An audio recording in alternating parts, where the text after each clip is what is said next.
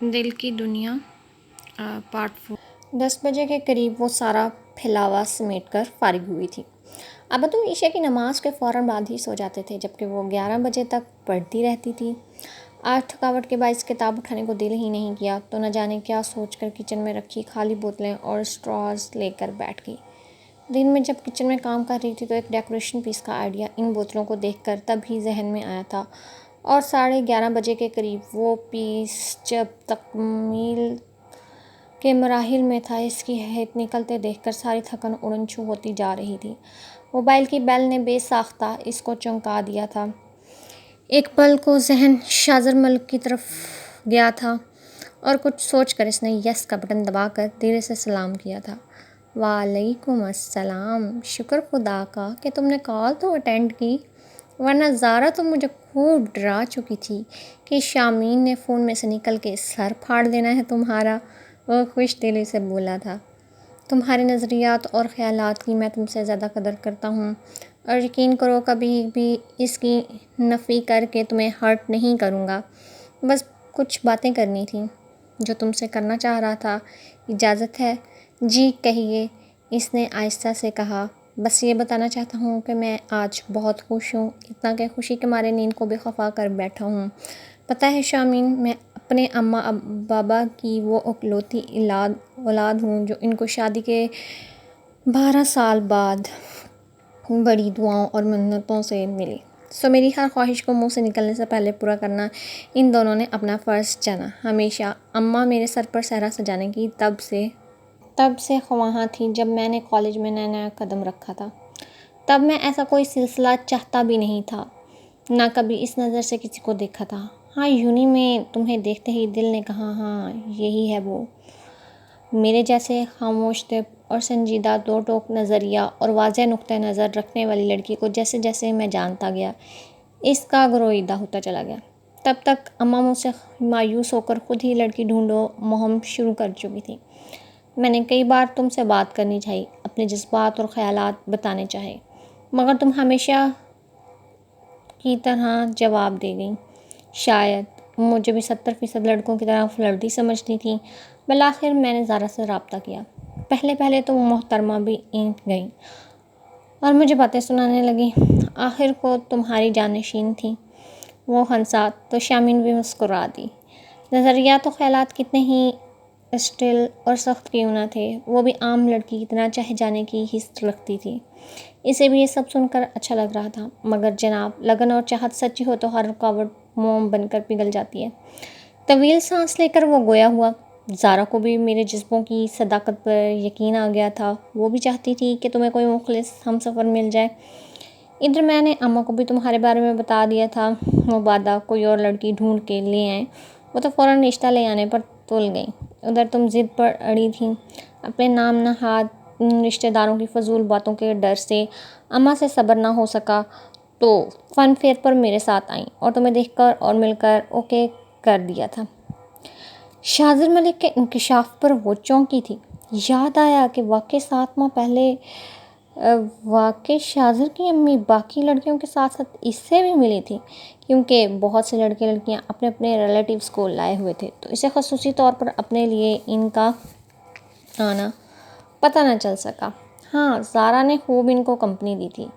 بس جناب، اس کے بعد کی ساری رام کہانی آپ کے سامنے ہے۔ صرف ایک ریکویسٹ ہے کہ میں تمہارے خیالات کی پاسداری کروں گا۔ یونی میں جو بہت کم عرصہ رہ گیا ہے، بات کرنا تو درکنار، دیکھوں گا بھی نہیں تمہاری طرف۔ اگرچہ یہ بہت مشکل امر ہوگا میرے لیے، مگر کبھی کبھار سیل پر بات کرنے میں تم مجھے کبھی منع نہیں کرو گی۔ یار 2 سال ہو گئے تمہیں بے رخی سہتے سہتے،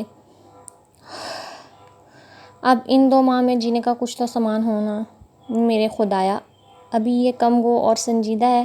شامین کانوں کی لوؤں کی تک سرخ پڑ گئی تھی۔ اچھا میں اب فون بند کر رہی ہوں، کہہ کر اس نے جواب سنے بغیر فون بند کر دیا تھا۔